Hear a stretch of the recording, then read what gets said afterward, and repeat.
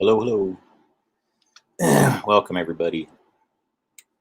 Just going to give it some time to synchronize here. Let me check on these other ones. I'm not going to dilly-dally excessively. All right, this one's working just fine. Mute that, pause that. No, sorry about the echo there, folks. All right, pause that one. Good. All right. Get my chat windows going here. And then we are good to go. It won't be a very long one today, folks. I wanted to, just kind of have a conversation about some of the current events, just to touch base on some of the topics that I've gone into quite a bit historically. To speak a little bit to some of the McAfee things and the Condo collapse, which I haven't gotten deep into, but I will be probably going in deeper on that one as I have more formed research. I almost want to do almost like a documentary on that one alone, just based on some of the initial things I found. But I'm trying not to jump the gun on the Condo thing because I'm finding overlap to information that I researched many, many years ago relative to businesses in Florida. Some of my research began back in, I'd say, 2016, 2017 timeframe, where basically I learned a whole bunch of nefarious things about, money laundering looking things, I should say, that crossed over into people that I knew. And I didn't know what to make of it because it just kind of looked bad. It didn't make it definitive, but it kept on resurfacing the same names overlapping, and some seemed like they were using like names that looked like theirs to create like a mirror of data to real people, and then having like a parallel business. I don't know, like I remember a good example of this is I remember that if my descriptions aren't good enough for you, those of you might remember George Webb did a whole bunch of material about how like they were using for like the Democrats were doing lots of clever things with having multiple names for the same thing, but they would be technically separate entities. But that way you could easily push money from one organization to another by pluralizing it. For example, you could have Act Blue and Act Blues with an S. And technically, these are two different things. One is just Act Blue, and then the other one's Act Blues. And they would do something clever, like even give them very similar logos, but then have them be technically different things. And this kind of creates an easy wash in case, say, for example, if you're the person who's kind of pretending that they're separate entities, that these are two different things, but they're really the same, it gives you a little bit of flexibility within a money laundering mechanism to move financial things from one side to the other, depending on the success or however you want things to turn out. Maybe it would benefit you for one of these things to completely fold financially and look like they went at a total loss, and to take all the money from the one that you plan on being a total loss and push it to the one that you want to succeed, but it's being propped up by the artificial loss of the other. You know what I mean? And the other one may have been propped up to lose simply so that they would make money off of the loss. Oh, look at all those things that happened. This business went down, so we get a credit, right? You can't tax us, blah, blah, blah. That kind of thing. And so something along those lines, guys, that way they could accept money, and then say, for example, somebody wrote a check to Act Blue. If they're crafty, they could deposit that check into Act Blues, because the bank isn't going to tell the difference. It's just an S. They don't care. And really, it would be just like if you spelled my name wrong and put like Cruze instead of Cruz, I'm sure the bank would still accept it. They wouldn't just say like, oh no, we can't take this, unless it was a huge amount, right? But if it was just like a personal thing or whatever, yeah, you could see the same mechanism being used with a name like mine, right? You could spell it Cruz, Cruze, Cruise, like the actor. You could spell it, you could do pluralization like Cruces, Cruces. You could do cross, because cross is how it translates to in English, from cruz to cross. You can make a whole bunch of business names that are cross. That's just if you're trying to just create parallel things that have a similar whatever. I mean, you understand how this works, guys. It's just finding commonalities. And so I was finding things of this nature, and I was kind of wondering, like, well, was this put here to create a perception in my mind, because this looks all kind of bad. Anyways. So that was a big part of it.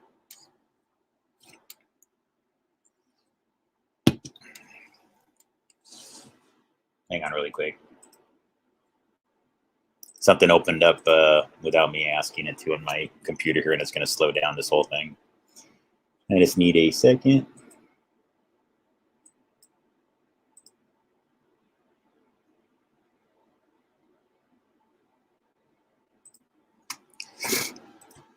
All right.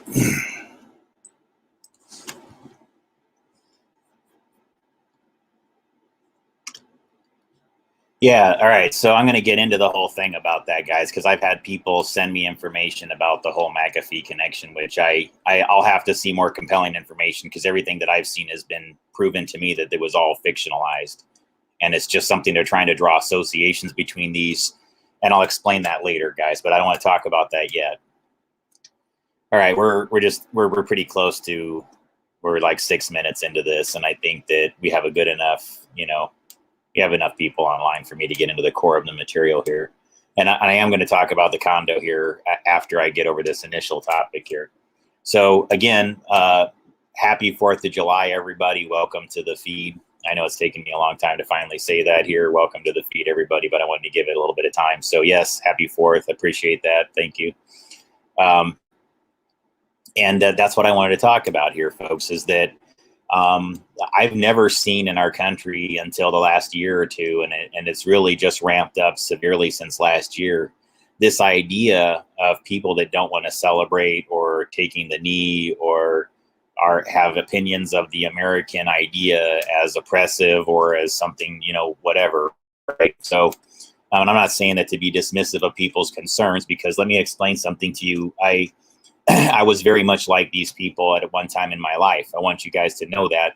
And it wasn't done through any sort of like, I wasn't faking it. I wasn't doing it to destabilize this country either. I was very young when I felt this way. When I was in high school, I was the person that would not do the, I started doing it in my senior year of high school, maybe my junior year, where I started doing these sort of like my own protests. And I was always sort of like by myself on these things, by the way, where I just would simply refuse to do things like, the daily Pledge of Allegiance in the school or things of that nature. I'm just being real with you guys. This is who I was when I was a younger person.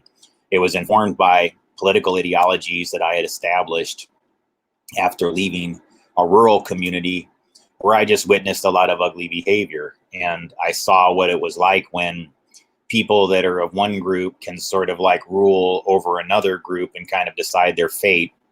And it was, I just saw a lot of people that were Mexican American just sort of mistreated and had a lot of things blamed on them. Okay, just being real with you. And so what I kind of learned to do through that processing that in my own brain was just sort of like reject things that are, quote, white. It didn't matter what my own lineage was, you guys. It was kind of a ridiculous premise to go off of, because I'm just as much anything else as I am white. And I'm being real with you here. But it was this sort of reverse racism that I began to take on without even being conscious that that's what it was. In fact, I'd have rejected anybody that told me that that's what I was doing.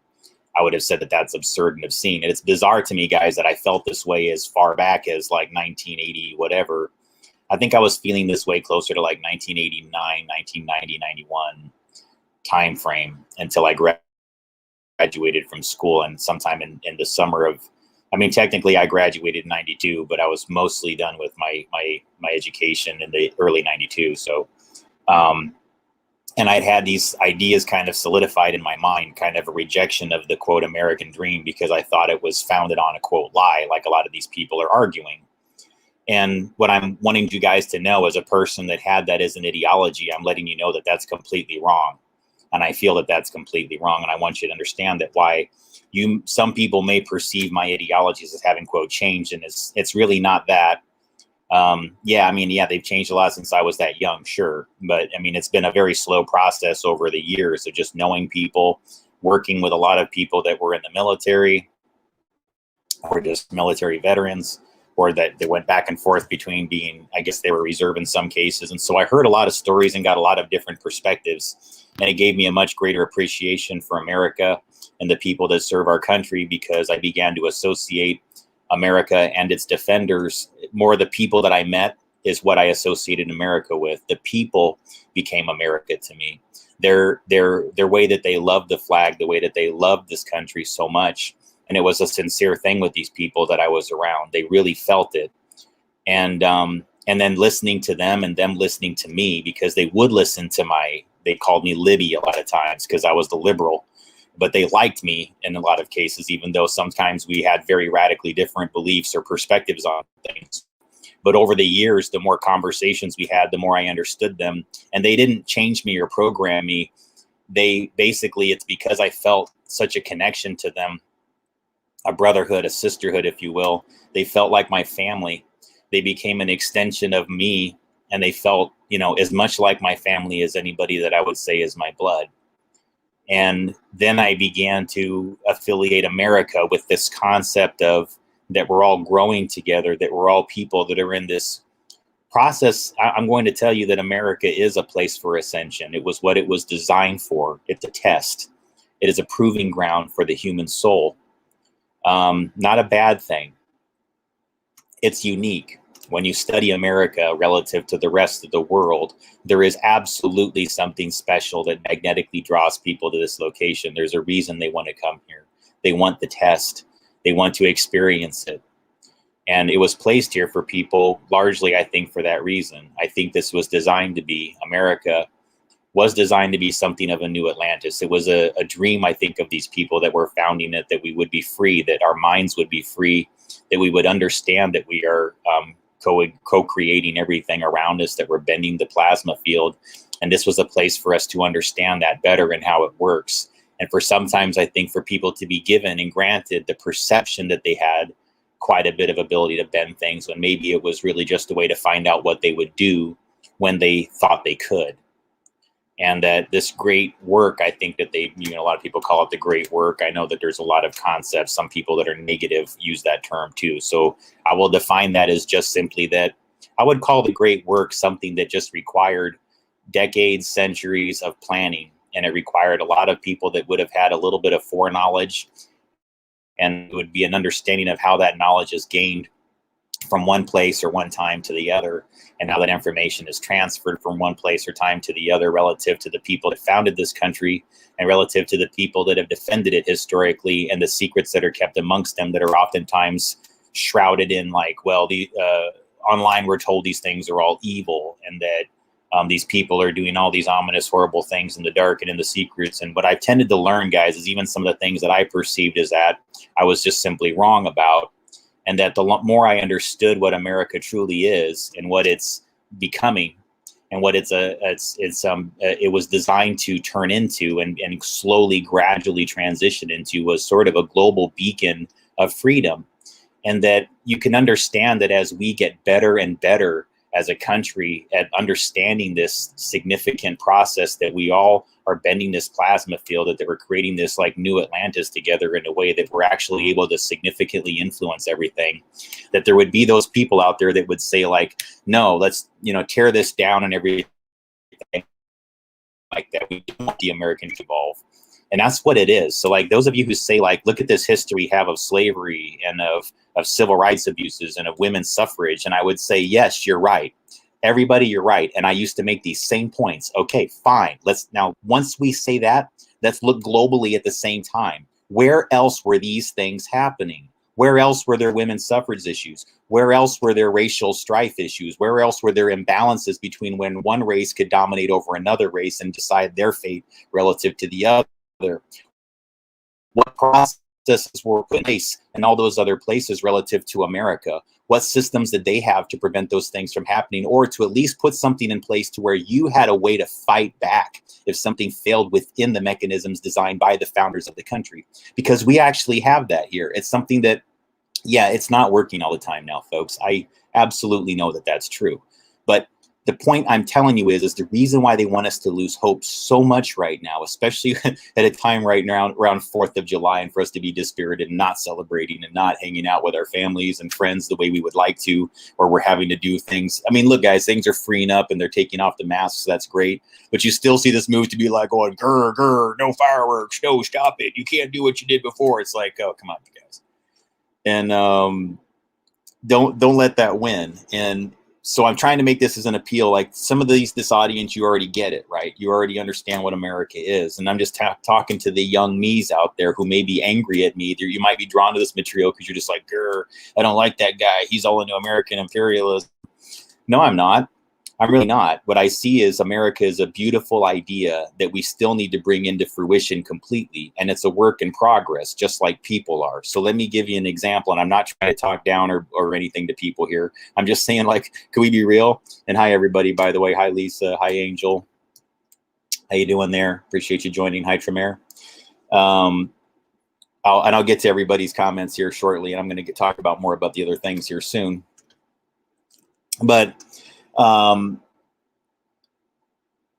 what I'd like people to remember is America is evolving, and that when you decide to create a system through which you become a beacon of global freedom, where it's your intention initially, guys, things go wrong. You large machine that you're trying to operate here in America, right? Can we agree on that? It's not like it's easy to wean the powers and it's of influence to different directions. It's a lot of energy here. It's a lot of influence. It's a lot of plasma bending, if you will, that comes from America. And what I would say is that within America, what we had was a group of people that said, yes, we're living in an imperfect world. This is a world filled with slavery. It's a world filled with where men and women are not equal. It's a world filled with where all of these are a factor, okay?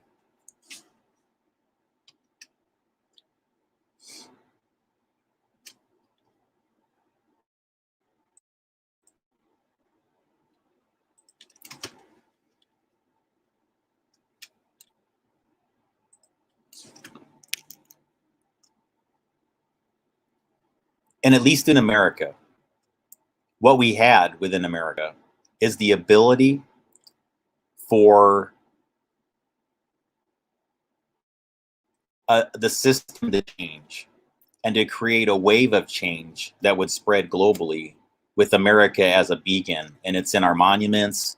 It's in some of the traditions involving the, I wouldn't say manipulation in the classic sense, but the use of energy lines, which is, I guess you could say, quote, I don't like manipulation because it always has a negative connotation. So, bending the plasma field could arguably be manipulating the plasma field if you want to use the terms properly, right? So let's just say, like, I think that part of what America was designed to do, especially Washington, D.C., the reason why it is such an esoteric, series of roads and angles and azimuths that are all designed, like Washington Monument has these amazing alignments that glow. The Vesica Pisces that's formed within the center of the two overlapping spheres that go within the center of the Washington Monument in Washington, D.C., there was some larger esoteric ideologies behind all of this. I mean, let's not shun that part of our history, and it's not a bad thing, folks. It's really not. I don't believe that it ever was designed to be that way. I think these people understood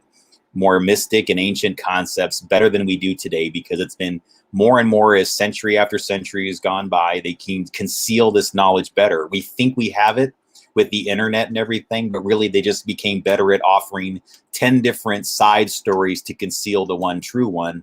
And that's really what we have with the internet relative to what I'm talking about right now. And so what I would say to those who are saying, like, well, look what we've done here and there and everything, I would say, all right,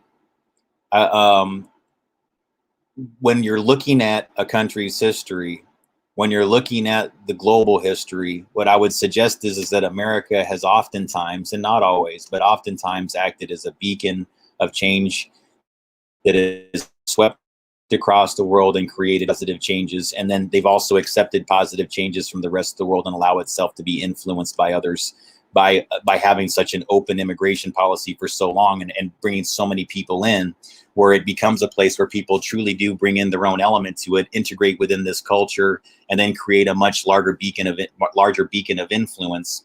And I mean this even right down to blood groups, ladies and gentlemen. I've done the research on this to know that America has about 15% RH factor relative to the rest of the world. There's 15% people within America that are RH factor in blood groups. And so I think there is even almost a focused effort to have these people kind of almost sort of corralled here in America because of what that means influence wise. Good, bad, or indifferent, folks. It's what's happened. It's the system that we're in, and we're all here together now. And this is what we have. And we can influence things for the better. So that's why I say, like, whatever I've ever felt about America in the past, like, I deeply regret a lot of times feeling cynical about the history, because it's a little bit like I would be looking at myself the same way. I think about it. America has to learn the same way a human being has to learn. You know, we were still a young nation compared to many others in the world, right? We don't have as hundreds and hundreds of years like some of these other countries do to have had many, many wars and conflicts or internal battles. Like, we only have had so many finite number relative to the ones the rest of the world has experienced. Some of these countries have experienced so much bloodshed. They're just so, you know, they're worn out. They don't want to see anymore, and they've learned their lessons. And so sometimes they see, our policies differently than we do, right? And I think that's kind of the beauty of what we've done here, is that we brought so many people in historically that now we do have sort of this nice balance that I think that others would seek to exploit and turn into a darker intention. And so I would say the same way that, like, you remember that when you were younger and someone's trying to feed you some food or something like that, you would sometimes go like, and you'd spit it out. And you didn't use the bathroom, did you? You went in your diaper, right? When you were like a baby. Look, guys, I'm not trying to make it sound like that's the way it is with a country, but in a way it kind of is, guys. We have to learn as we go along. We have to evolve. You learn a language, you learn how to speak with everybody, you learn how to get along with everybody, you learn how to adapt to a new world where information is passed differently. I mean, that's really all I'm talking about here, guys, is that, at least within the American system, we've had something through which that we can change and do change, and often have been leaders in changing things that have been good for everybody historically. Perfect, no, but a beautiful work in progress that I don't want to see end, absolutely.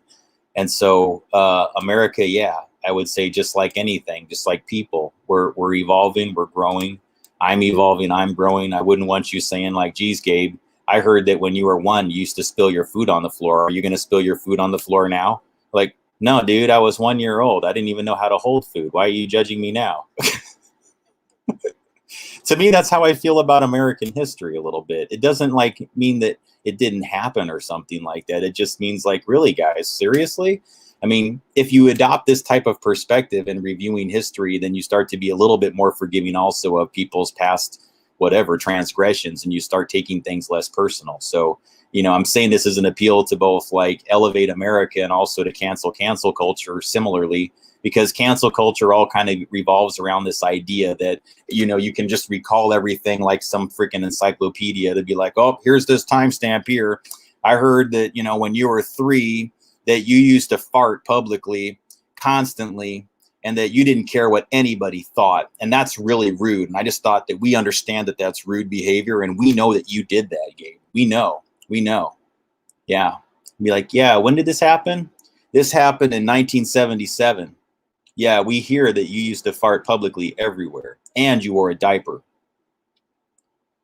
I was 3 years old, dude. Mm-hmm. Yeah, shouldn't you have been in a diaper by 3? Yeah, okay, you got a point there. I feel like that's what we're debating all the time with a lot of these things, a little bit like, what about this thing we did? Okay, guys, yeah, I get it. And again, I'm not trying to say that we don't make mistakes as countries and we're going to have things that go back and forth and country to country or whatever and everything like that. But I think that especially with the way that information transfer has changed so quickly, we just sort of have to get over it, guys, and just start to learn to be a little bit more like, all right, we know more now. We're way more evolved. We're having way more information to work. Well, I wouldn't say we're necessarily more evolved. I think some degree of acceleration of information revolves in the de-evolution of the human brain on some level, because we're not doing enough thinking for ourselves. So anyways, it's just an appeal, guys, to say that, there's different ways of looking at America. And, I'm saying this is because I love America. I'm a person that was cynical about the American dream when I was younger. And I think it took me seeing, the ugly actions, especially of this exact ideology that I had when I was younger. Not quite as extreme as some of these people hold, but it was in that range of like going, why should I Why should I, raise my hand? Why should I? I'm going to turn my back to these things. I was like that, you guys. And now that I've seen it all come to fruition, like what that really translates to, I can't stand it. I don't really like seeing it at all. I think it's ugly.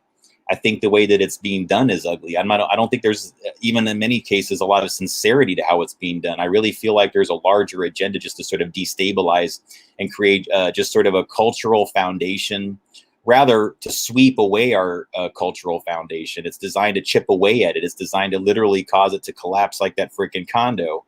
You know what I mean? That's all, So, but yeah, but indeed, yeah. So yes, happy 4th, and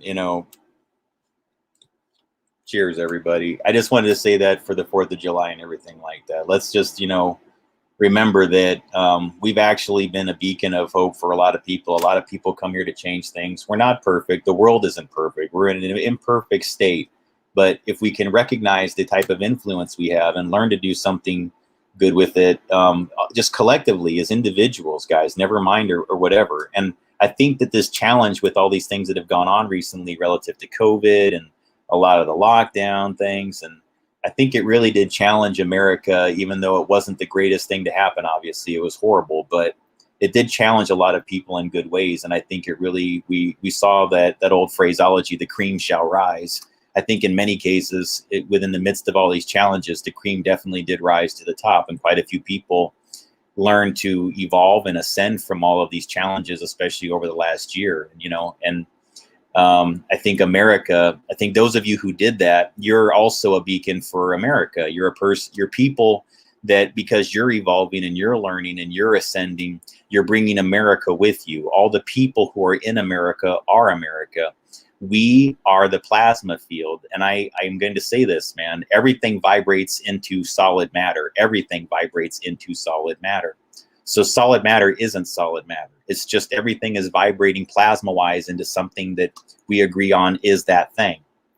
And the more you understand that, the more you understand how important it is to not destabilize America with this destructive ideology of, I don't care, I don't love it, I'm not honoring that, I don't care, we're going to change this, we're going to change that. It doesn't benefit you. It doesn't benefit your country. And I hope that a lot of you who are doing those things will understand, as I did now. I forgive you personally, just so you know, those of you who feel it and aren't just doing it to destabilize this country like in some sort of weaponized, organized fashion. But if you're genuinely misperceived and this is just how you feel as an angry person who's gone through some things, then I'm going to just try to appeal to you to say that it's a work in progress. And I wouldn't judge you for throwing your food on the floor when you were 3, or for throwing a tantrum in school when you were 5, or for starting fights when you were a teenager because you were a little bit frustrated about some things, or for, whatever, guys, because that you're growing and you're learning and you're still figuring things out. And sometimes you step on toes while you're figuring things out. Okay? And I forgive you, and I would want to be forgiven similarly. And that's why the more you take on this idea of America, the more it shows how you feel about yourself. Just remember that. And I'm telling you that as a person that experienced it. To me, the standard that I held up by being this way was impossible for me to even live up to. And then once you've put yourself into a position that way where you yourself can't even live up to this sort of idea of what you think everything should be, just think it through a little bit. So again, guys, I'm not trying to make this like a lecture in the classic sense for 4th, but you guys know, ladies and gentlemen, that I do things a little bit differently. And so, yes, happy 4th, and God bless America. To leave no question about how I feel about things. Yeah, America is a beautiful place, and I want to see us evolve. I want to see us continue to evolve. And I'm not down with all this attempts to destabilize us, turning our backs on the flag, the national anthem. It's an imperfect thing, guys. Some shit can change, definitely. I'm not denying it. But, we have a place where we can make those things happen. So let's not just completely go crazy with it and everything like that and completely take it into an absurdist direction. Let's have a little bit of reason and balance in talking about our flaws and our potential and everything else. And I would say, please try to look at America, maybe even with a little bit more consideration, I would say, even than you would give to yourself as a young person evolving into an adult. Remember that America was a young country evolving into one that's a more experienced nation that can lead others. And then in the process of doing that, there were mishaps along the way. But if you look at it as that, maybe they weren't mishaps as much as that, no, we were in a system of global slavery, a system of global imbalance relatives to genders, you know, where men had more rights than women in many places. So this was happening globally. And then here and in Europe and other places and wherever else, guys, I mean, there was a lot of this sort of this one culture because it rooted from the other. A lot of people came from England over to America. Then they started to understand this 100th monkey syndrome, guys, where when you create, let's look at it this way, guys. The founders of America weren't dummies. They didn't. I don't think that they wanted slavery. I don't think that they wanted this system of imbalance. Even if you could say that once some of them did or they had them or whatever. Here's what I'm trying to explain to you. I think what they were trying to get us into was a place where this was not an accepted practice. And that what we've seen over the history of America is that step by step, this has been happening. But it is a work in progress. It does not happen overnight. You don't just make the Declaration of Independence and the Bill of Rights and everything else in our Constitution, and then because those words were written down like this magical sigil, it just goes voila into fruition. It takes time.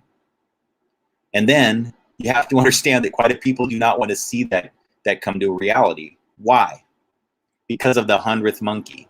The genius behind the founders of our country was they already understood bioenergetics, especially those that were Masons. This is why you won't find me being very critical of Masons oftentimes that I believe are benevolent, because what they were really trying to do, if you ask me, was turn America into a beacon of change, that once we made changes here in America, it would be just like the 100th monkey. What is that? Some people say it happens, some people say it doesn't, but let me give you a quick summation if you don't know what it is. All right, you've got an island over here, right, that has 1,000 monkeys of the same breed as an island over here, right? And these islands are separated by 50 miles. And the swim span of these monkeys is no more than about 10 miles before they would putter out and die. Let's just say that's a reality. No monkey could make it past 10 miles in any radius of these islands. So these islands will never see the same monkeys go from one to the other. One physically will never travel to the other. That's just an accepted known. They're that far apart from each other, yet they are the same species of monkey. Okay. So what they learned was one's over here, and over here, we're opening coconuts the same way.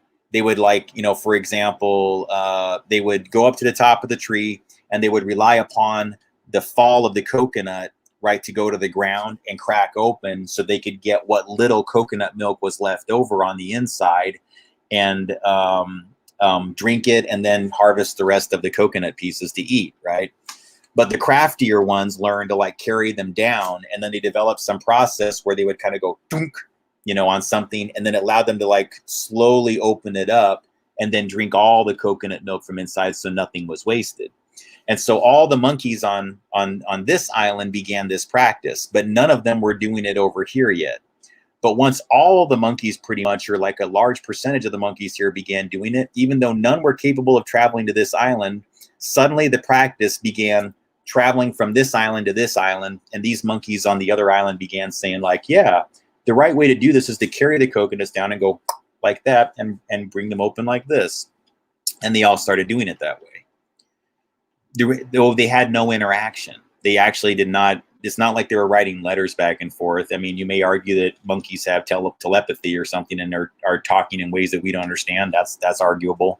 But whatever it is that's going on there, it's not like there was a class on how to properly open coconuts. For literally like decades or whatever, these monkeys had been opening them the same, just dropping them down from the trees. None of them deviated from the practice. But as soon as most of them started carrying them down and cracking them open, then all the ones on the other island did. Okay, that's just one crude example of the 100th monkey thing, okay? So think about it relative between where America is to Europe. If you come from an oppressive area where everybody's saying, God, you know, the queen is effectively your ruler, they're going to take half your money, you know, that kind of thing, it's probably an appealing idea to you if you understand energetics. Like, I think that hang on really quick here. I need to make sure this app closes before I talk too much. Okay. Okay. So if you're like people that are traveling from England over to this new land or whatever like that, and you're starting to create Washington, D.C., all those guys, they probably understood on some level, like, hey, we could really do something amazing here, energetically.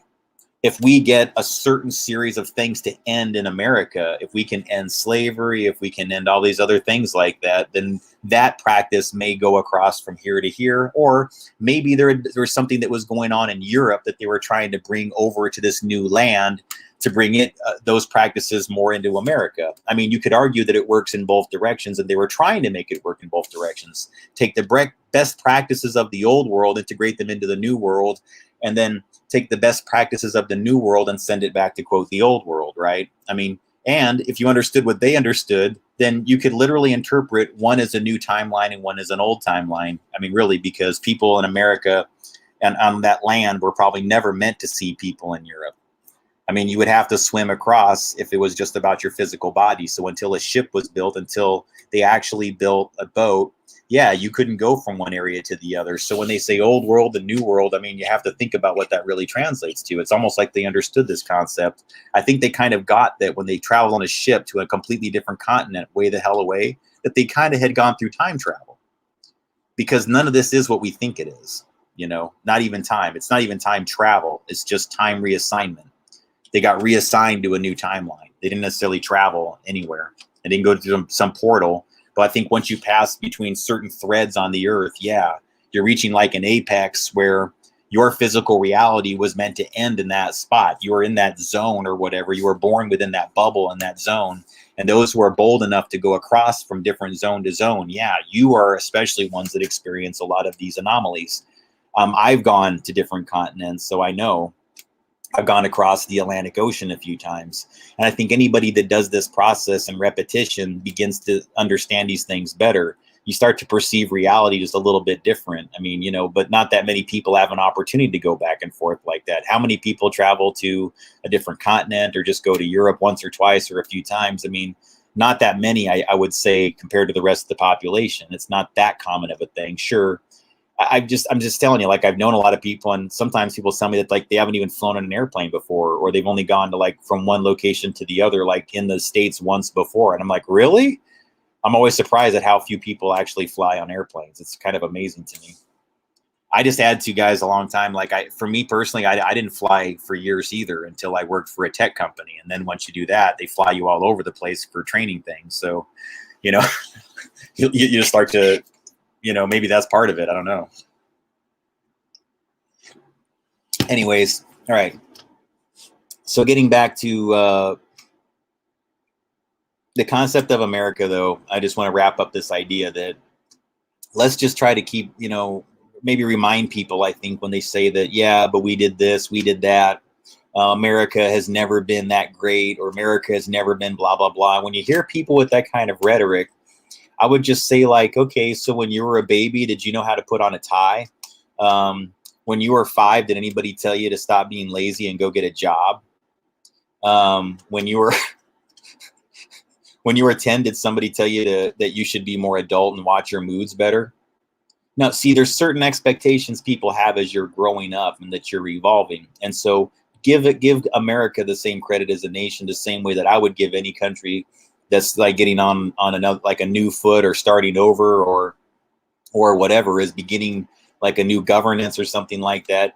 You have to give them that consideration that it's not always going to go, according to plan or 100% perfect or whatever. But I think what we have here is a beautiful country that's put out into the world a lot of amazing ideas and innovations.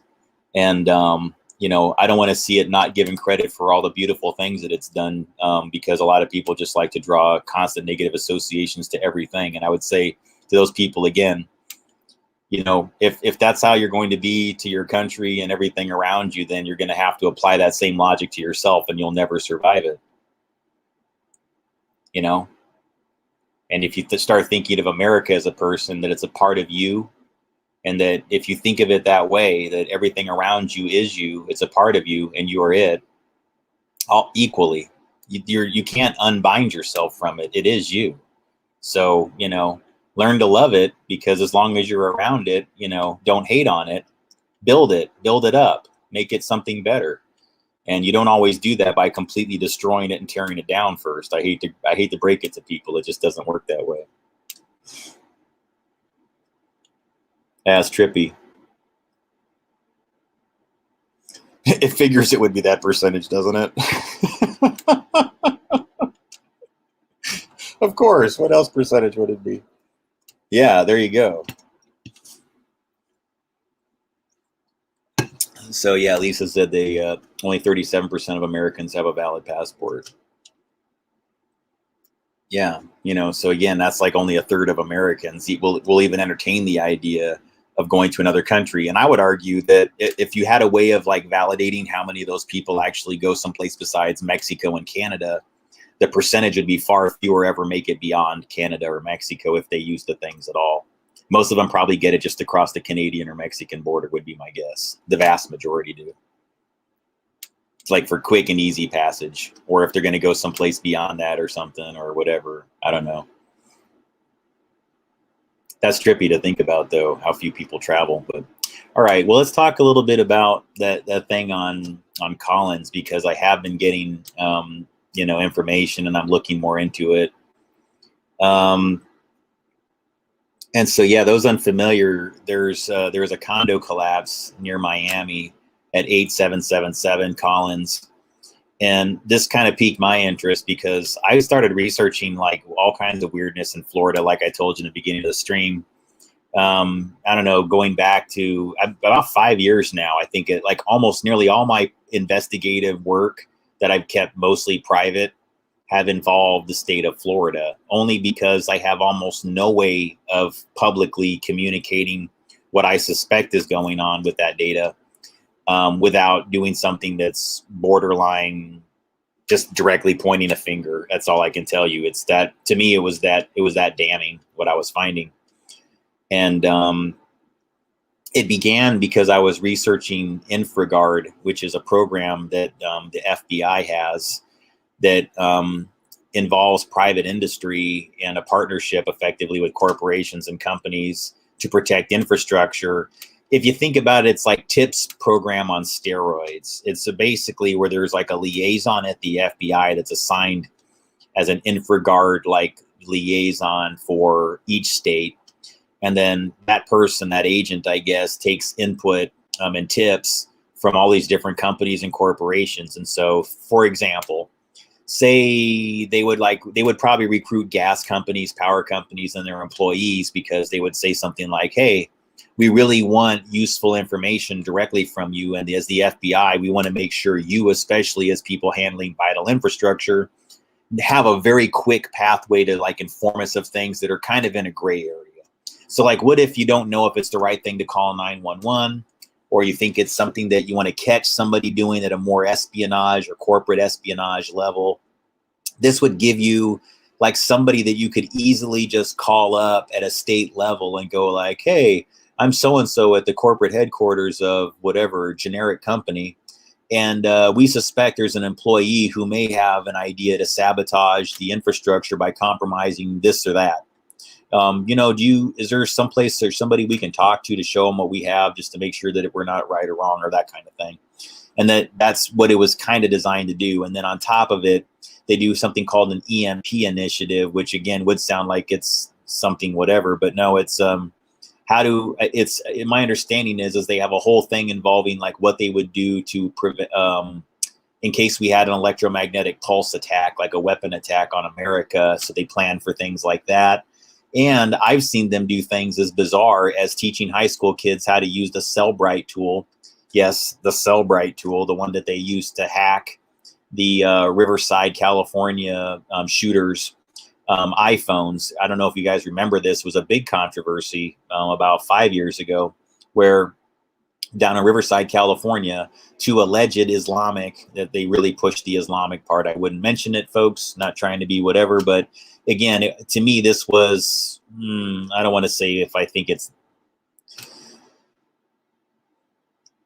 It was suspect, all the details behind it. So again, it's an alleged, couple who are the shooters that had Islamic extremist values. And then, of course, the FBI got into a predictable argument, which isn't a real argument, with Apple over, hey, Apple, and this is some good cop, bad cop things going on here.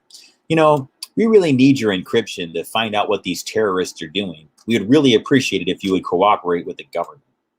And then Apple goes, no, absolutely not, FBI. We are not going to give you our encryption. You just back away. And it's all big drama-fied and everything like that, when this isn't really how it works. I'm sure that they would hand over whatever. It just doesn't work this way. And to me, it's all just a lot of drama that's being put out there for the public to consume. And so I got suspect of all these types of narratives right away. And then what made me doubly suspect was when I learned that whole thing wound up being resolved using the Cellbrite tool, allegedly contracted in Israel for like $1 million to get Cellbrite to do it. And I said, really? Because I can show you slides that I have, like somewhere on in the eastern states, I think it's like North Carolina or something like that, where the InfraGard state, and I have them, guys. Like, if I'd have to dig here, I should have been more prepared, but I've actually taken screenshots of it. They brag, we're the InfraGard program in this state, and here's what we're doing. And part of their role is to bring in kids, like when they're like, I don't know, junior or seniors, I guess, in high school, when they're pretty close to graduating, and turn them into like junior, like spies, and teach them all the tricks of the trades. And it's trippy, the things they're showing them, guys, because literally one of the things that I saw in this presentation was in this sort of summer boot camp for kids, they're teaching them how to use Cellbrite, how to hack phones with Cellbrite, the tool that was used to crack the Riverside shooters. And then when I heard that they charged this exorbitant amount of money, I said, are you sure? I remember when that happened, I said, are you sure? Because I'm pretty sure you could get nearly any high school kid to do that for you.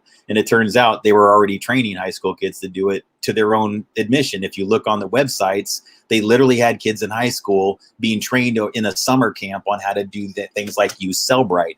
God, guys, I need to find the slide. I'm telling you, I don't even want this to be questioned. Wonder if I have it labeled anywhere. I definitely did a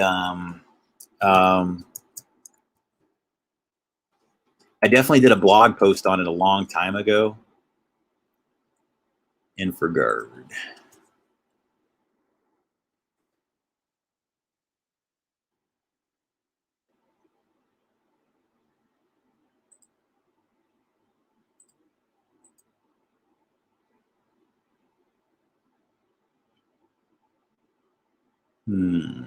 Hang on, guys. Hang on. I think I might have actually a decent slide on it, but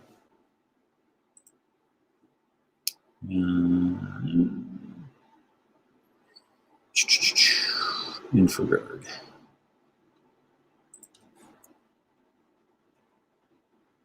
I've got so many slides on InfraGard, I don't even know where to.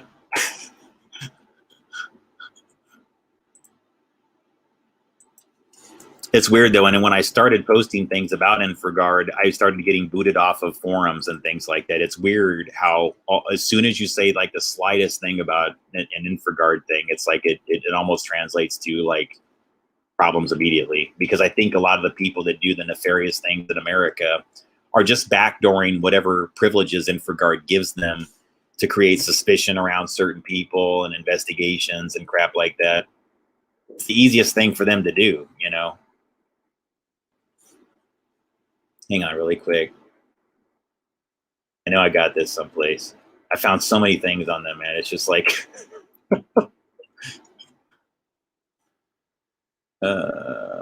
man. Okay. San Diego. Okay. No. Steam it. Somewhere I have a Steam it post. Yeah, guys, I'm sorry.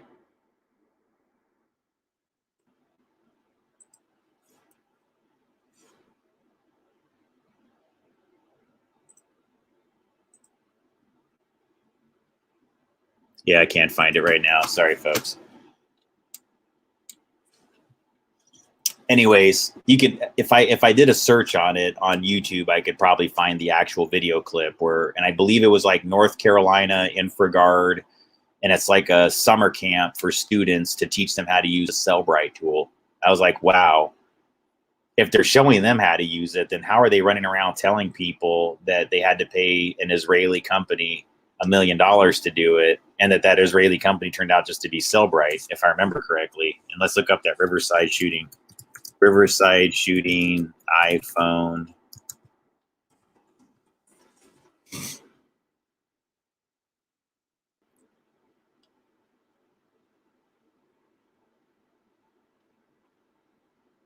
There it is.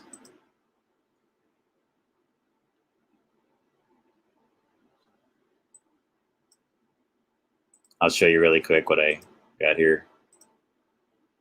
Welcome back. Your dreams were your ticket out. Yeah, now some restaurants using that freaking song, man. What the hell? All right. But yeah, you see here, Cellbrite gains spotlight as iPhone hearing is put on hold. Just in case you're wondering if I'm just pulling this out of my yin yang, it really was a thing, guys. And the reason why I want you to, like, those of you who research these types of things, this is one of the first things that got me suspect of the FBI's alleged narratives when it came to these, you know, these shootings, was that there's always something involving technology they try to get people to accept. There's something involving giving up guns they try to get you to accept. It's like, oh no, dangerous people are going to have guns, and we also need to have access to everybody's encryption in case you do something nefarious. But if you learned a lot of these things were staged, what would you say?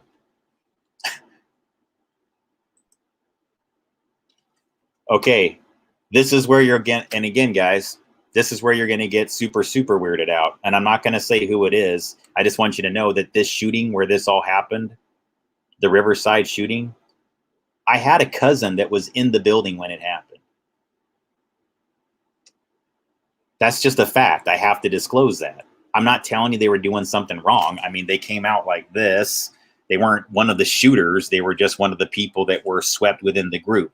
But I already think the whole thing is like weird to begin with. And I think there was a lot of bogus narratives behind it. So when you add in the fact that I actually knew somebody that came out of the building, I was kind of like, weird.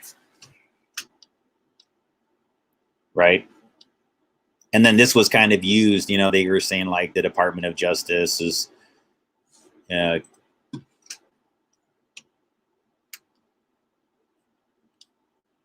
outside party approached the agency Sunday with the offer of assistance, prompting it to ask a federal court in Riverside on Monday to postpone a hearing that had been scheduled for Tuesday while the department vetted the merits of the approach. Haaretz, an Israeli newspaper, suggested that Cellbrite, a technology company from Tel Aviv, may have come to the agency's aid. Cellbrite, which specializes in mobile phone forensics, is not the only candidate to provide the FBI with such assistance. The company has, however, long counted the FBI and other law enforcement agencies as customers. The company, all right. The Federal Procurement Data System, a database that tracks government contracts, shows that the FBI has paid Cellbrite's U.S. subsidiary more than $2 million for hardware and software since 2009. All right, guys, I'm telling you because Cellbrites are in retail stores of cell phone carriers. So if you go to whoever, AT&T, Verizon, T-Mobile, Sprint, any of those companies, I promise you, in any major city, you're going to find at least several of these Cellbrite devices in their larger corporate-owned stores, almost never in the agent-owned stores, but the ones that are actually corporate stores that do repairs on site or do any type of programming in a deep level on site will have a Cellbrite machine. They're not that complicated. They're not that sophisticated. They've been around for years. As long as I've been in the wireless industry, I can remember having a Cellbrite. In fact, I've used a Cellbrite. They're literally, guys, something where it's a box. It has a whole bunch of different cables. It has all this different types of software loads inside it. And it takes it to where, say you had like, okay, in the 90s, for example, it was mostly like analog phones. And they didn't always like have the same features. And so you might have a Motorola phone, like a Motorola brick phone or a flip phone, like back in the day, or one of those little micro-tacs or something like that, those cool little ones. All right. Or the Razors. Those were really popular on the analog and the digital networks. And so maybe you wanted to switch over to like an NEC or some other brand. I don't know who was making phones. AudioVox made phones. Fujitsu used to make phones a lot. Anyways, so a lot of times the manufacturers didn't have the same things in there. Like one might hold 100 phone numbers, the other one might only hold 50 or whatever. So they'd have lack of compatibility between the features. But maybe you spent a lot of time storing all your phone numbers into your cell phone, and that's part of why you held on to it for so long. The Cellbrite tool was used effectively to make it easy for the customer just to bring their phone in, and then you could take your Motorola Razr and your brand new NEC phone or whatever it was and go click, click, and you tell the machine, okay, I'm putting in a Motorola Razr here, I'm putting in an NEC, P700 over here, and I want you to transfer all the contacts, all the programming information, the number, everything, as much as you can transfer from this device, merge it all into the other device. And because they have different firmware and software loads in it, Cellbrite makes it quick and easy for the cell phone company to program everything without anybody having to have any knowledge. You can be a total moron and use this tool, basically. As long as you know, and I think it even auto-detects the models half the time. I mean, you don't have to be that bright to use a Cellbrite. But they start acting like it's just something they have to pay them. Okay, so they paid a continuation of $15,000 for the information. I thought they said they paid them like $1 million to make the phone crack. Anyways, whatever it was just this bizarre story. Parrots. Okay, Leor, okay. Anyway, sorry guys.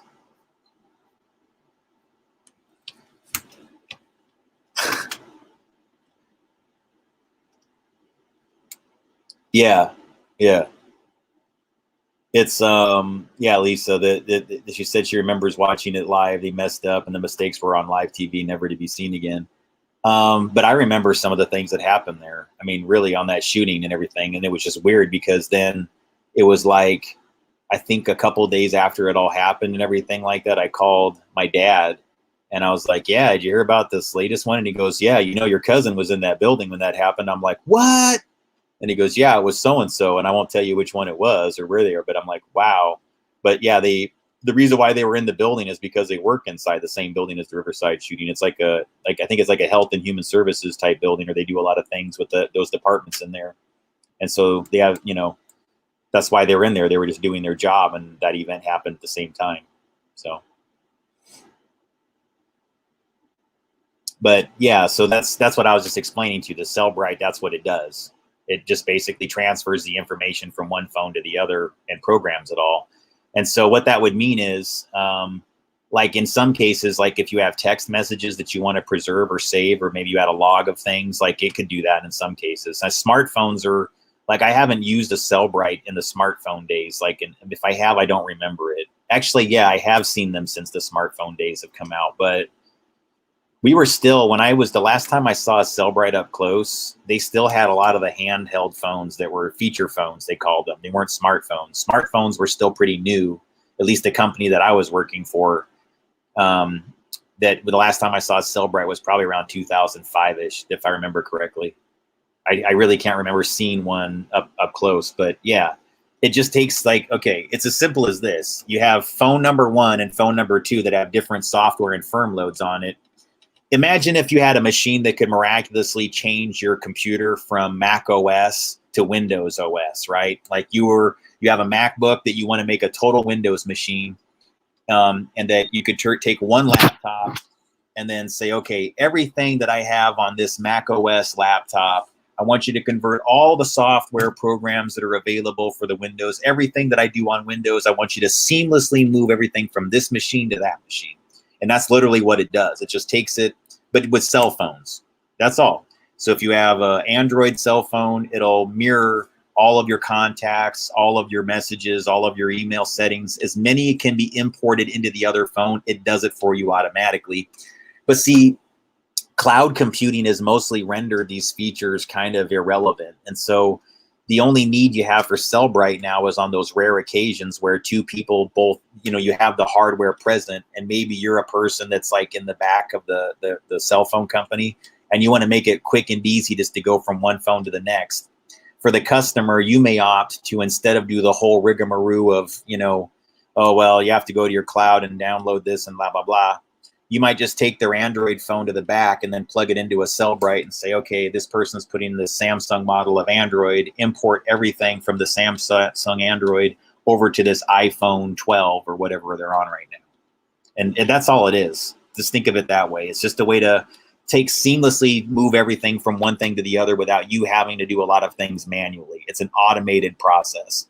So they can use the same thing to find out what's inside the phone to begin with, or create a total copy of the phone and transfer it over to another phone and then get in the phone that way. I just didn't understand what the complications were with the FBI. I'm like, what's the challenge here, guys? Because I'm pretty sure you can get nearly any retail store or a trained hacker kid to do this for you. Why are you acting like this is this huge complicated thing that you have to like make a big public story of and say like, we're trying to catch dangerous Islamic terrorists here in America.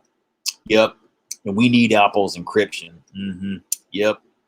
But if it didn't really go down the way you thought it did, then why did it all happen? Because it would create the premise for people to say, gosh, you guys, another big shooting again. We better do something about these extremists with guns. So what do you think their first solution to do is, once they've manufactured a situation with guns, they themselves manufacture a situation with guns? Someone who does that, I don't know. But of course, the first narrative that comes out is a very clumsy one. They're all going out there going like, my relative that just got killed here, their last dying wish when they looked at me was to ban the AR-15 and all assault rifles. They looked me in the eye and they said, Lily Linonen, I want you to end guns now. So I'm Lily Linonen, the son of Decepcion Linonen. They always have these occulted names that say that they're liars. I mean, and everybody's like going, but that must be their real name. I looked it up on the internet. That can be populated like that with any fake data set. Voila. But see, once you read it in the mainstream media, it's just accepted as truth. Even if somebody, placed that into that as the narrative. I mean, it's just, yeah, there you go. And again, this is why I try to say there does seem to be this intersect between our FBI and Hollywood. They work in synchronization to manufacture a lot of things. And I think that I'll set them up, you knock them down. It's a great deal for people in the FBI that are in on it, because you can literally have a Hollywood studio create a very, very realistic series of criminals. Then when they partner with insiders at the DOJ that also have access to our deepest records to literally print identities, create aliases, and assign them to actors, they can create crimes that never existed. Why would they do this? I know everybody's like thinking this is conspiracyville, but it's just not. If you're managing the crime, then you don't want people to know you're actually managing it. You want people to think that you're catching criminals. And I don't think that's what the FBI is ever doing. They recruit, they take over, but they don't catch anything. If it's caught, it becomes integrated into the larger ecosystem of crime that it appears they are managing themselves with whoever their partners are. And informants and people that, like, if you watch the movie The Departed by Martin Scorsese, it has all of this in it. I understand it's a Hollywood movie, but you guys know Scorsese really dishes out a lot of reality, even within his fakeness. Yeah, he gives you a lot of these like lore of gangsters, like Goodfellas. I've done research on that. That's a spin. Yet there's things that you can call from Goodfellas that are true. Departed, I would argue, is probably the least spun out of all of Martin Scorsese's lore of gangsters. And it really kind of shows you the ecosystem of the modern FBI. I think you've got a certain contingency of the FBI that's genuinely being recruited with the ones that are like hopeful and really want to do some good. And they're placed in very low level positions where they don't have access to the same security accesses as the ones that have been there for a long time, who are always recruiting people in the field to, quote, inform on others. And the informants are really the kingpins and cartel runners. I'm telling you this, that all these gangsters would hate to learn that their boss was actually the rat. They don't want to know it, but it's true. You just wouldn't want to know it. And the FBI will keep it a secret from you just as much as the general population, because they need to kick the can down the road and make everybody believe they're actually catching criminals. how did I catch on to this? I didn't honestly care when it was things that were like more about personal decisions involving drugs. That I could care less. If that's what they want to make up stories about, whatever, fine. But it bothered me because I was noticing cases that I had happened upon involving, that were more about human trafficking and child abuse, and then the information technology surrounding those types of ecosystems.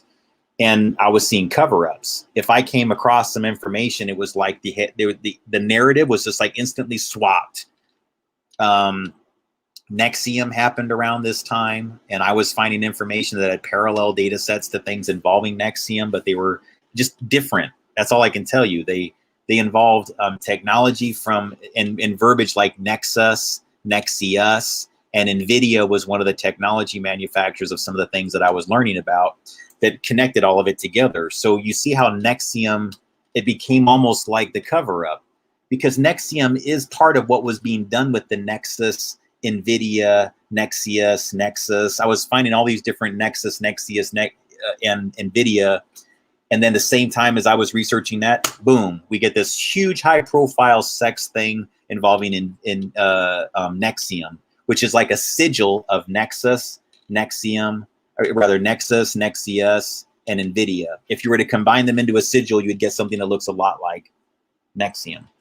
And that's why this day I really feel like there's a big cover up there. It was there to get everybody's attention, get you all to go like, ooh, sex cult. You guys never even got the real one. I'm just letting you know, like the shit that I was researching that had all the same terms, no one's done anything about it. Why? Because they love Nexium. All complete with Hollywood actors and actresses' daughters and mothers and everything like that. And what if some of these actors and actresses that went to jail never actually existed except for a CGI? Then what really happened?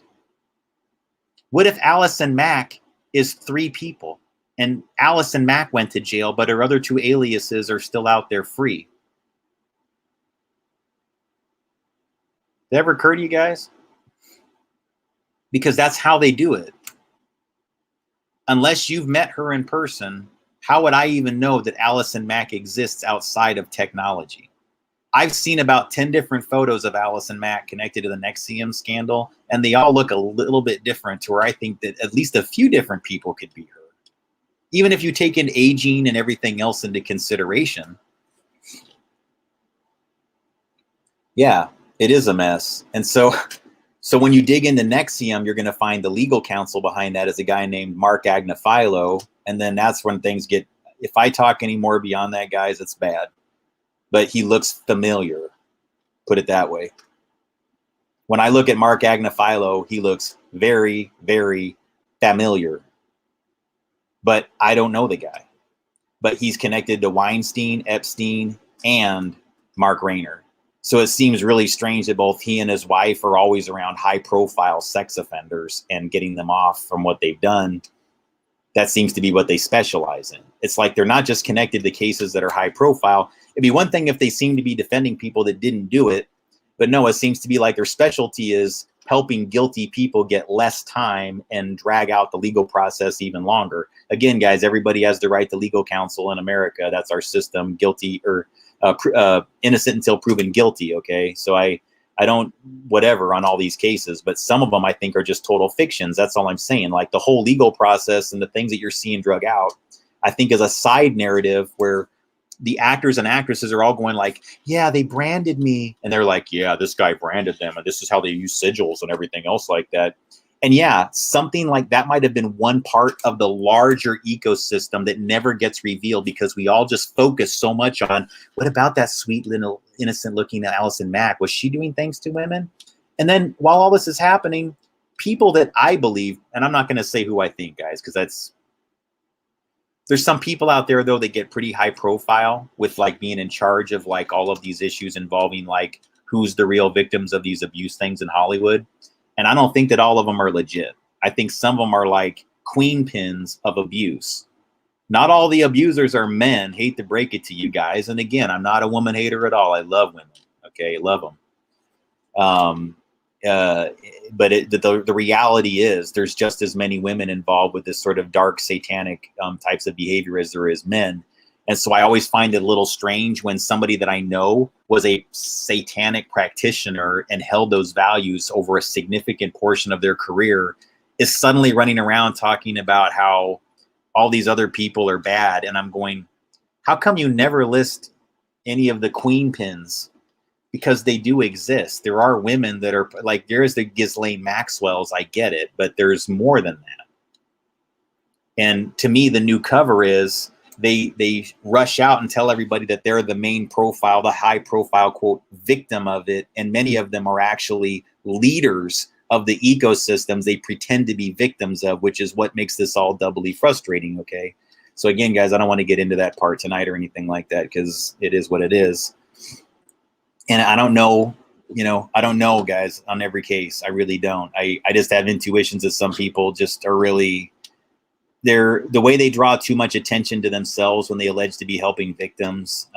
They get really, like, there's people that I think authentically are experiencing some degrees of slavery within Hollywood. I mean, I think, like, especially like Britney Spears, I've mentioned.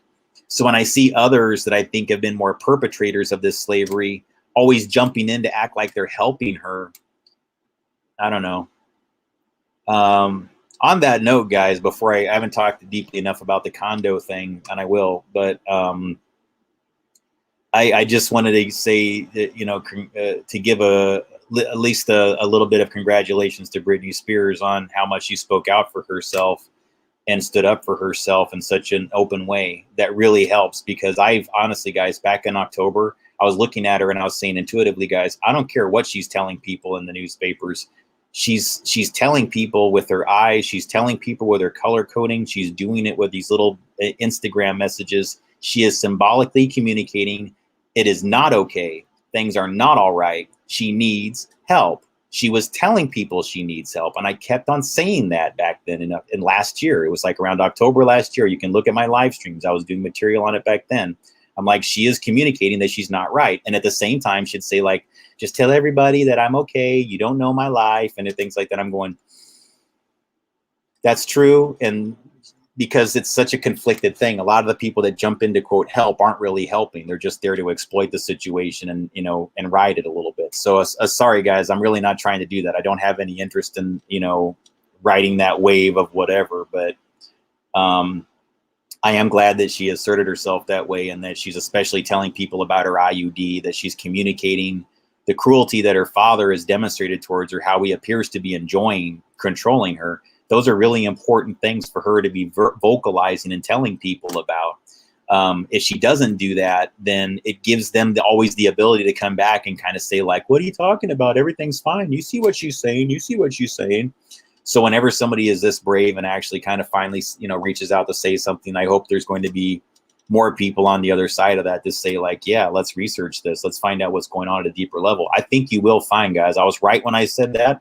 I think you're going to find that she's had some, she even used the word, she's been shocked and traumatized the last year. She compared her situation to sex trafficking. Those are her words. The fact that she's using this type of verbiage, I think, to me, says a lot about how her mind is really operating behind the scenes. Okay, so anyways, I wanted to say that. Okay, let's talk more about the Condo situation, guys, because, yeah, I've had people texting me about some information about this, and so I did do research on it. And so here's what I'm kind of saying. Like, I think what's going on with, like, the McAfee things relative to the Condo collapse is, again, an intentional corruption of information. Everything that I've looked at has shown that it can be debunked quickly if you look deeper into it, that there was no kill switch. So here's the things that I've been learning about these things. Is that, number one, I've heard that there's a 31 terabyte kill switch. It was put out a Twitter post. All right.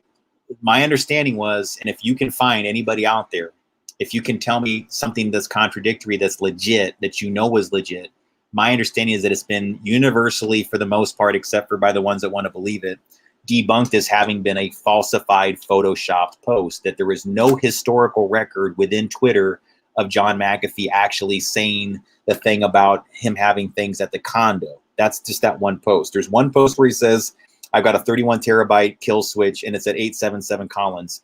I do think that that was a hoax, but if you can find information to say that it was something other than a hoax, please tell me, because I don't want to perpetuate a half truth or a quarter truth or whatever, because it could be something like that. The debunking of it, how do I say it, guys?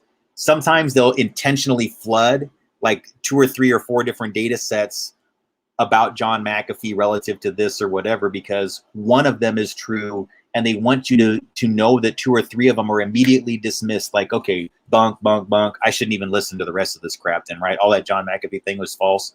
So maybe there is something there that I'm not catching still, but I do think that right now it's a bit of a red herring or a distraction for some of us to get. So those of you who brought it to me, yeah, I would say that's kind of my intuition, is that there really isn't something there at Collins relevant to this. But again, if somebody can find something more that aside from what that is, then please say it, because I don't want to just repeat that. I mean, that would be great if he thought to do something like that, but then that it would result in that condo collapse. All right, here's why I don't think that it's true. Because when I looked into the condo collapse, and I'm going to find you a slide here. This is, and I want you guys to tell me what you think. Hang on here. Let's see.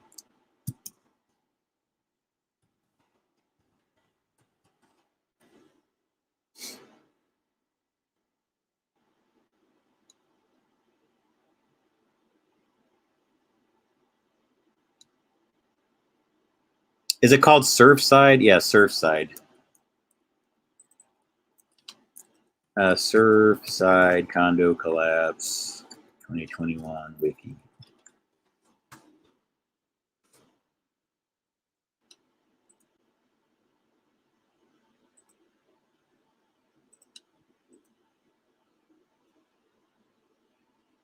All right, now check this out. I think there is some fraud going on here, guys, with why this happened. Now check this out.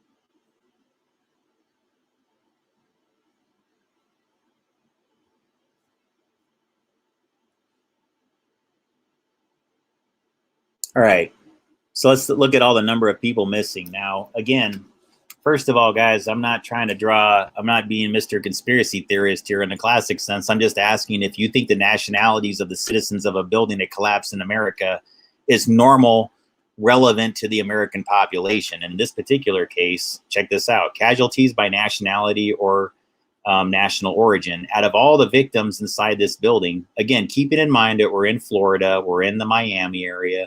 Miami, Florida is a very heavy Jewish American population. So it would not be out of sorts for there to be an above average number of people that have Israeli or Jewish lineage within the coast of Florida. So I'm not trying to be super conspiracy on that. I'm saying let's just look at across the board the number of people going all the way down that are not American that were involved in this building collapse. Now, take a look at it. Missing people, there are 67 in the United States that are known missing, and 15 deaths and 11 injured. Now, as of this record, which I just pulled up and it should be updated, I think they've been updating this one pretty regularly on Wiki. It shows that there's 20 missing people from Israel that have not been found in any of the recovery operations, which to me, like in an accident that only had like a little over 100 people, the fact that, you know, nearly 1/6 of them are from Israel, I don't know. I mean, again, guys, it's not like it's a big conspiracy theory. If you told me it was Colombia, if you told me, which by the way had 6 people in there, if you told me it was anything but Canada or Mexico, and even Mexico, I would think would be very, very suspicious. Although if this was LA, no. If it was LA, I would say 20 Mexicans inside a fallen building in that region in Southern California would be normal. And I do understand that because the Jewish population is larger than average within in Miami and in Florida, that having 20 people involved in this specific accident who are Israeli nationals may not be the strangest thing in the world. But I think it at least is worth examining. That's all, you know, to find out, well, why were they living there? Number one, why was there such a huge number of them that were actual Israeli nationals in a building that happened to fall? To me, that's just bizarre in and of itself. I would hope that Argentina, having 9 people that fell, would also be similarly thinking in terms of this, guys. If you swap those numbers, I just want you guys to know it has zero to do with anything involving like Zion or any crap like that, guys. I promise you. This is just me kind of going like, really? So I would say, yeah, if it was 20 Argentinians that were missing relevant to 67 missing Americans, I would say still, what's up with that, guys? How come there were so, I mean, in fact, how come there's 9 Argentinians in a Florida building? Why so many people from Argentina? What am I missing here? Is that a common migration path? I mean, is it a common migration path to go from, I guess, Colombia? Yeah, that does make sense. Because I have heard of a lot of, you know, guys, I've seen Scarface, so I know that there's, but again, is that like a boat pathway? Is there a lot of immigrants that make it to Florida from Central and South America through that pathway in the Gulf of Mexico? Maybe that's what explains it. These, you know, but again, wouldn't you expect, guys, out of all of these nationals, wouldn't you expect this to be the one? Wouldn't you expect there to be like 20 people that had Cuban nationality to be in that building and not from Israel? That's all. I'm just saying, like, usually when you see large numbers of immigrants in these buildings, they're from a place where a lot of people fled in from. And yeah, Cubans go into Florida. And maybe, again, guys, you might need to tell me more about the pathways, because I don't know that much about Miami. I don't spend time in Florida. But yeah, I just thought that was worth mentioning, guys. Maybe something to look into deeper about what might have happened there and why. Because when I look at it, here's the thing. I've looked into, and I'm going to do a whole deep dive. I'm not doing it today. I'll do that probably maybe as part of my next presentation, or maybe when I'm on live next time. Today, I'm going to try to keep it. I'm probably going to go offline here shortly, but I just wanted you to kind of know that, yeah, everything I've looked into relevant to McAfee has proven to be a red herring, and I didn't see anything that would indicate that it's true. It looks like they were all fake stories, and that there just seems to be people that no matter what you tell them are just going to choose to believe it, even if they can't, you know, show like an internet archive thing or whatever. So I don't know, guys. That's kind of my barometer for accepting something as true or false or whatever, is I'll have to see some evidence that it was at least on Twitter at one time, because in nearly all these cases, you can find evidence that they did in fact put it if you go back into the Internet Archive. And so there would be a way to look on the Wayback Machine in regards to that, to verify that one way or the other. And so far, I haven't seen anybody do that, and I haven't been able to myself either. So now, the reason why I think that might have been said, even though it wasn't true, was just to get people to not talk about the more relevant information about John McAfee. So on that note, guys, to be clear,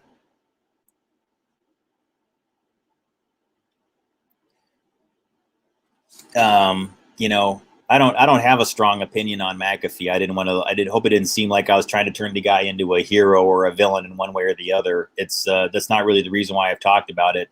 It's mostly because he knew a lot about these technology things, like similar to what the FBI was trying to associate with the smartphone and that shooter and everything like that. He would kind of argue points like that back and forth with the FBI in a very intelligent way, and where he was kind of like, you guys know better. And he would say it to them on these different news platforms, like directly debating like members of the FBI. So I always thought that was pretty cool. Yeah, I agree, Lisa. So I hope, I hope that, look, I'm not judging anybody that, you know, feels that way about the McAfee thing, just so you know. It's not like that. It's mostly, there's a lot of red herrings going on about the condo. That's why I was kind of mentioning that thing about the number of missing, you know, nationals. Why is there 20 missing Israelis? Why is there 9 missing Argentinians in that condo? And relative to the 60.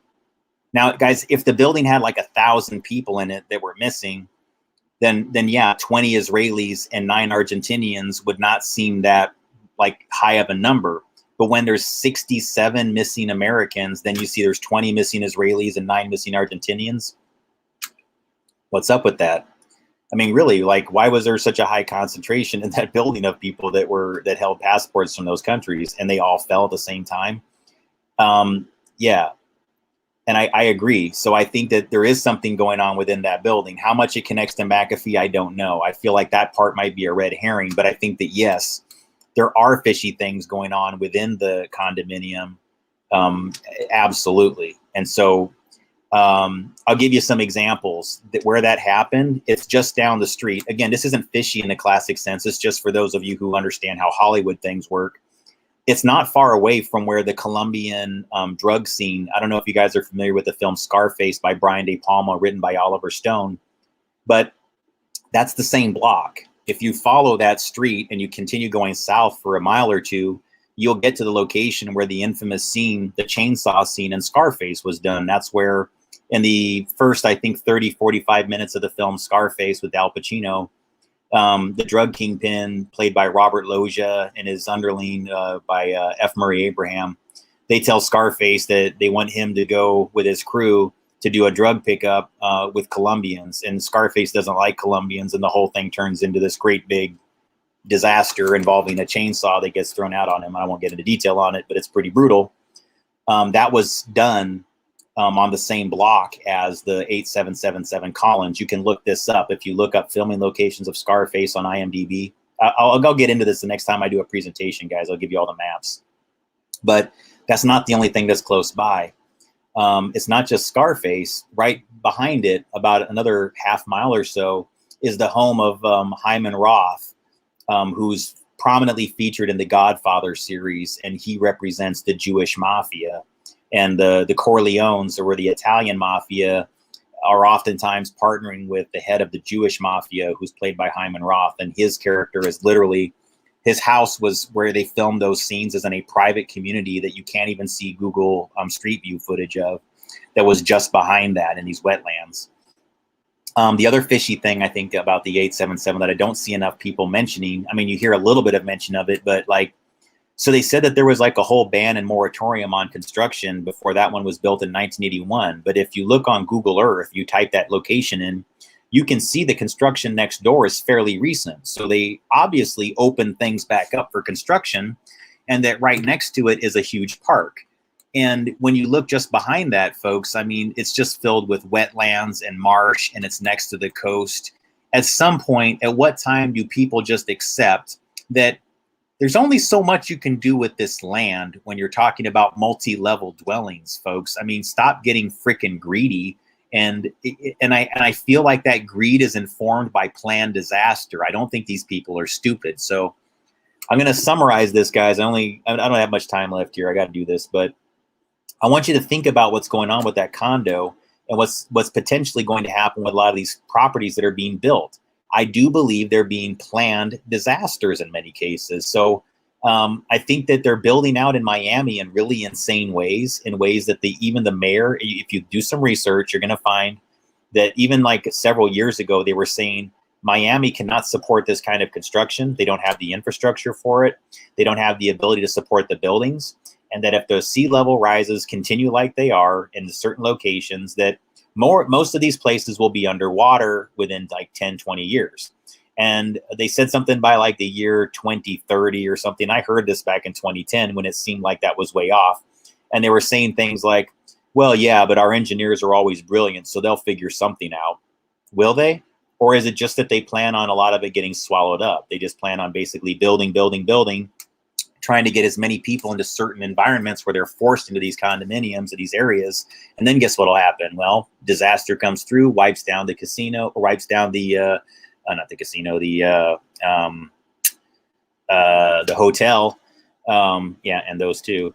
And that are all along the coast there and everything like that, completely wipes them out and basically puts them into a, what do you want to call it? A insurance state. And I think they're going to use this as like the COVID part 2, because COVID, I think, is also deleting a lot of money laundering vehicles with fake deaths that didn't exist in many cases. Yeah, a lot of people died of something, but I think that they're also falsely attributing real deaths of real people and physical reality to COVID, but they're also falsely attributing fake deaths of paper fictions that never existed ever and attributing that to COVID. And I think the 2.0 of that is going to be building collapses. And this is sort of like a way of signaling it. It's going to be their building collapses and they're going to blame it on climate change and the hurricanes and the tornadoes, when it's really just that they're doing things to destabilize. They're drilling tunnels underneath these places, and sinkholes are being created all across the world. How many times have we heard about a sinkhole, an enormous sinkhole, just going, opening up someplace and swallowing a farm? I mean, these stories are becoming more and more common. So what's going on? Folks, you can't support this type of construction, and you can't support turning the entire innards of the world into Swiss cheese with all of these tunnel systems and caverns that they're drilling artificially and not disclosing. When you keep secrets like constant drilling of underground passageways and underground tunnel systems, especially in major cities like New York, like Miami, anytime that drilling is done, you're destabilizing everything above it. How would you assume that you're not? Why would anybody think that they're not? But see, these people love their secrets. They love their underground Shangri-Las. So while they're destabilizing everything above ground, they're creating Shangri-Las underground that neither can be supported. They're eating themselves at this point. And I've said this over and over again, folks, this isn't going to be a bad thing for us overall as a population. I think that what their greed is going to wind up doing is flooding their Shangri-Las underground, and that where that water is going to pour out to is not going to cause great devastation to the general population. That's not what's going to happen, and I don't want you to believe that. And I'm not trying to program anybody into believing it. It's actually quite the opposite. I think what we're going to see happen over the next couple years, I do think this event's going to happen sometime soon, is that somewhere out like in the Christmas Islands near Tahiti. I can't believe I just did that. That's actually a joke in a movie. That's why I did that. Near Tahiti and Christmas Islands. That's where you're going to see like some of these things involving like water level rises. There's going to be offsets to where it's not always going to go to the coastlines and drown everybody. In some cases, it's going to be the water is going to go underground, and there's these waterways that are going to start like bringing water to like, Saharan deserts and places that never had water before are suddenly going to have water in the desert. They're going to have places where they can grow things in places they never could before. It's not going to result in huge floods like they're trying to get to happen. And in the process of that, their whole system of giving themselves Shangri-Las underground is going to wind up backfiring, because a lot of those are going to be a lot of the pathways for the water that's going to be winding up in the deserts. That's just some of the intuitive information that I got a long time ago that I really do think is going to come to reality just based on what I've seen. So again, yeah, guys, there's some of these planned disasters or some of these things that are going on with the building collapses. But I would say like whatever they're pointing at the most, look at the other things. Like look for insurance scams, look for who was in the building, who is still missing. Are they verifiable? Are they provable? What stories out there exist about the lore behind these alleged missing people, including the Americans? Who are these 67 missing people? Do they actually exist? If you do a deep dive research on them and you learn that they have very ciphered and encoded names, or they sound like somebody just pulled them out of their ass, probably did. They may not even be missing. And the sad part about this, guys, is I don't think that the people that would plan a scam like that would give two shits about conning people into looking for people that aren't even in there. Okay? It makes it more real to everybody. But if you think that they haven't done this before, I'm sure they had whoever, thought of what might go on in 9/11 had some ideas to make some of those paper entities suddenly disappear as victims of that fall. Every one of these things, that's how it works, guys. It's just a way to delete paper fictions that were played by actors. And the thing that I've just come to the conclusion of is that the FBI isn't ignorant to this. The DOJ is not ignorant to this. So what are we going to do in this country to free ourselves from that larger whatever? All right. So, all right, folks. Well, I do appreciate you joining today on the 4th and everything like that. Those are just some of my thoughts on some of these things involving the condo collapse and everything like that. And I will get into deeper on the condo thing. But yeah, I think for now, I personally think that a lot of this information that's surrounding it is a little bit of a red herring to distract us against the more relevant things. So I think finding out what kind of insurance scams might be going on with the missing people would probably be a good topic for people to kind of look deeper into. So anyways, thank you for joining, everybody. Happy 4th. Please enjoy your time out there. God bless America. Love you guys. Thank you.